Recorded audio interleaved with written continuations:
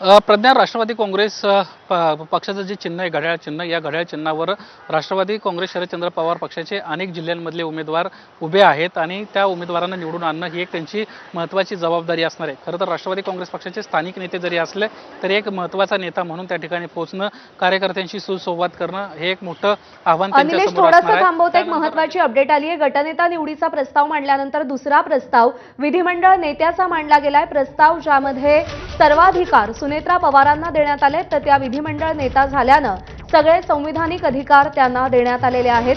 वेदांत नेब आपल्याला या सगळ्या संदर्भात अपडेट देईल. वेदांत, माहिती घेतली आणि अधिकृतरित्या जे पत्र राष्ट्रवादी काँग्रेस पक्षाकडनं आलेलं आहे, ज्यामध्ये 2 ठराव मध्ये त्यामध्ये लिहिण्यात आलेलं आहे सुनेत्रा अजित दादा पवार यांची विधिमंडळ पक्षनेता महाराष्ट्र विधिमंडळ नॅशनलिस्ट काँग्रेस पार्टी यापदी एकमताने निवड करण्यात आली. हा पहिला ठराव यामध्ये मांडण्यात आला आणि दुसरा ठराव यामध्ये महाराष्ट्र विधिमंडळ नॅशनलिस्ट काँग्रेस पार्टीच्या वतीनं विधिमंडळ पक्षनेता म्हणून व्हीप काढण्याचं जे अधिकार आहे, त्यासोबत विधिमंडळ कामकाज पार पाडण्यासाठी असलेले सर्व संविधानिक अधिकार हे सुनेत्रा पवार यांना असणार आहेत. म्हणजे एक गटनेत्याची निवडीचा प्रस्ताव होता, तो त्याला अनुमोदन देण्यात आलं आणि दुसरा म्हणजे जे विधिमंडळ नेत्याला जे अधिकार आहेत, मग व्हीप जारी करण्याचे अधिकार असतील किंवा मग कामकाजासंदर्भात पक्षाकडनं जी भूमिका मांडायची आहे त्या संदर्भातले संविधानिक निर्णय घेण्याचा अधिकार, हे दोन्ही प्रस्ताव हे या आजच्या बैठकीमध्ये मंजूर करण्यात आलेले आहेत. आणि आता हे पत्र घेऊन आपण बघतोय सर्व जे महत्त्वाचे नेते आहेत राष्ट्रवादी काँग्रेस पक्षाचे, ते मुख्यमंत्र्यांकडे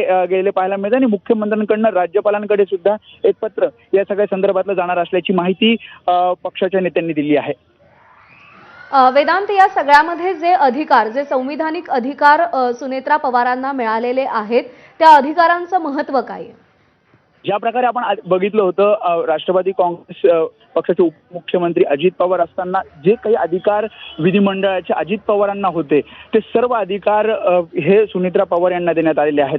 मग गटनेता म्हणून जे काही महत्त्वाची निर्णय घ्यायचे आहेत ते अधिकार, शिवाय विधिमंडळ पक्षनेता जो विधानसभा आणि विधान परिषदेमध्ये आपल्याला नेमक्या कोणत्या भूमिका मांडायच्या आहेत किंवा कोणते निर्णय घ्यायचे आहेत, व्हीप जारी करण्याचा जो अधिकार असतो, हे सगळे अधिकार हे सुनेत्रा पवार यांना आहेत. म्हणजे विधानसभेचे सर्व सदस्य, त्यासोबतच विधान परिषदेचे सर्व सदस्य नेमकी काय भूमिका मांडणार किंवा पक्षाच्या वतीनं आपल्याला विधिमंडळामध्ये कोणते निर्णय घ्यायचे आहेत, हे सगळे अधिकार सुनेत्रा पवार यांना देण्यात आलेले आहेत. आणि त्यामुळे ज्या काही अधिकार अजित पवारांना याआधी पक्षात होते, तेच अधिकार विधिमंडळामध्ये आता सुनेत्रा पवार यांना असणार आहेत. असे दोन्ही ठराव या आजच्या या विधिमंडळ राष्ट्रवादी काँग्रेसच्या बैठकीमध्ये मंजूर करण्यात आले आहेत.